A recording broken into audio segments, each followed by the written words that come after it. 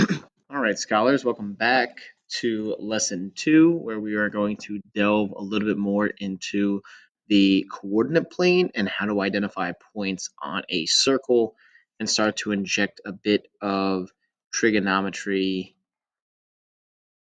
into the fold. Today, we're going to learn to comprehend that coordinates for a point 1 unit away from the origin in quadrant 1 can be represented by the coordinate pair cosine of A, sine of A, where A is the angle the point makes with the x-axis, so I can recall definitions for cosine, sine, and tangent of an angle in a right triangle. I'll know I've got it when I understand how to use trigonometry, because that is what sine, cosine, and tangent are defined as, to express the coordinates of a point in quadrant 1 that is 1 unit away from the origin. Here we have a right triangle located within a circle, and this is something that we started to discuss in our first lesson. So I'd like for you to have some dialogue with your peers and share 2 things that you notice and 2 things that you wonder.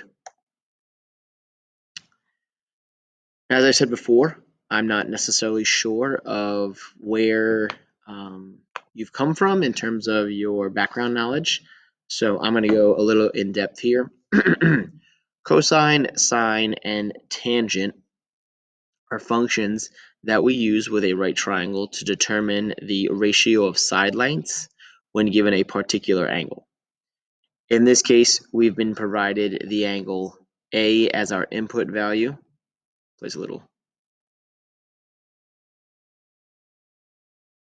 dot there. Close enough. So I can clean that out. There we go. Right, so angle A is our reference angle, and we're looking to identify the ratio of the side lengths when referencing A. So from A, side BC would be known as the opposite side. Side AB would be considered or defined as the adjacent side, and side AC would be our hypotenuse. With that being said, the ratio for cosine of A is the adjacent side divided by the hypotenuse. Sine of A is the opposite side divided by the hypotenuse.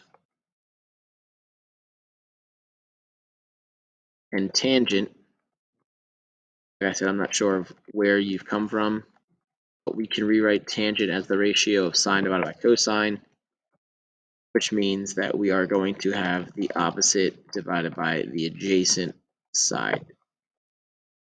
At this point, we would simply take the numerical values that correspond to each side to allow us to draft our ratio of side lengths for these particular trigonometric functions. If any of the side lengths were missing, we could simply use the Pythagorean Theorem to assist us in calculating the missing value. But like I said, typically we are able to figure out, based on the angle measure, the ratio of the side lengths. So in this particular slide, I want you to consider how can you construct a triangle where sine of D is equal to cosine of D. So I provided you with those ratios.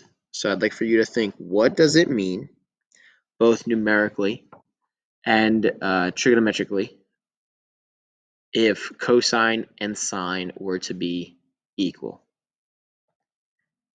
You'll draw us a triangle, so you can do line segments and decide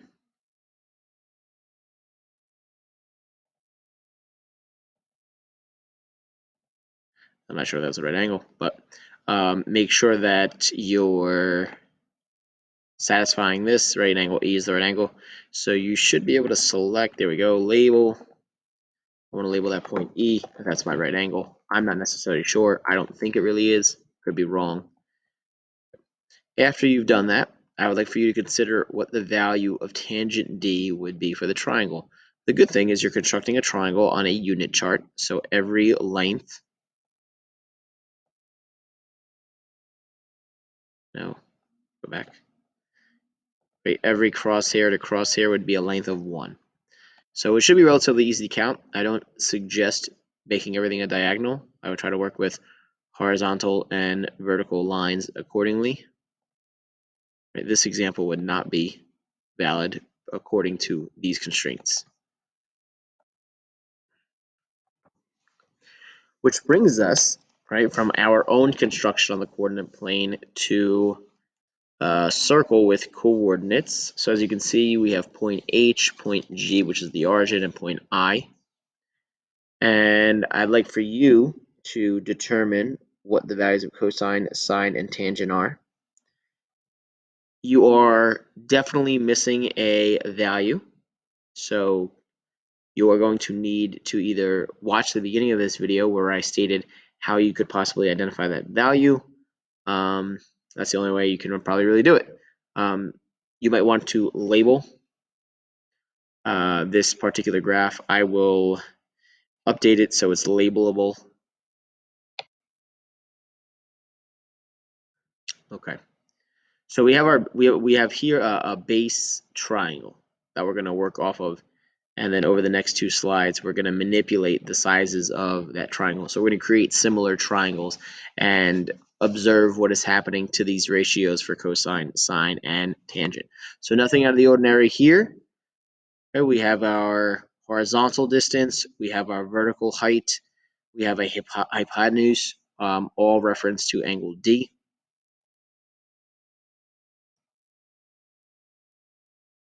Don't know why these say delta. Those should be triangle symbols, so I'll make sure that that is also updated. Sheesh, rough construction today. All right, but as you can see, our horizontal and vertical distance have been altered from slide 6 to slide 7. They've increased. So first and foremost, what is the scale factor from triangle DEF to triangle D prime, E prime, F prime? And then what are the corresponding trigonometric ratios? Are they the same? Are they different? You tell me. Let's have a conversation about it. And then we get to a triangle that's much smaller. And as you can see here, we are unable to necessarily figure out or at least estimate what these values here are. But there should be a way, if you are able to properly identify the hypotenuse, to determine the scale factor from one triangle to the other. That results in a hypotenuse of 1, which would then tell you the coordinates of f double prime. Right? Because if we're able to identify the coordinates of f double prime, then we can tell what the horizontal and vertical distance is. And then obviously determine our trigonometric ratios. So a lot of discovery here. We're exploring. It should be time consuming. It should be frustrating. And if it's not, that's fantastic. But if it is, it's understandable. Right? So give yourself a bit of a break. Like I said, I'll modify this so you can work on here and obviously update this. But I'll see you in class and we'll have a much more in-depth, robust discussion.